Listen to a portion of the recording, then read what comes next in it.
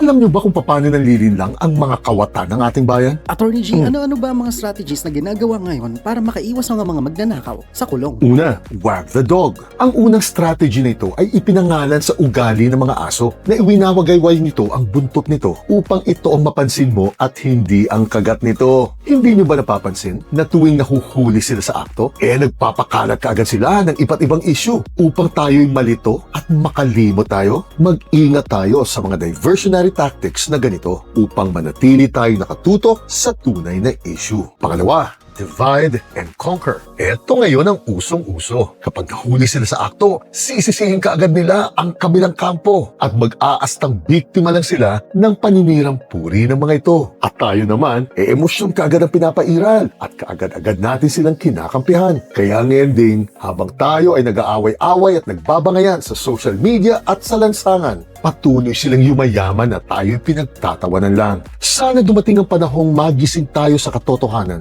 na tayo'y pinapaikot lang at matuto tayong punahin at parusahan ng mali at iwasto at ipaglaban ng tama, anuman ang kulay ng kanilang bandila. At magkaisa na tayong magwagayway ng iisang bandila lang, ang bandila ng ating bansa. Chile.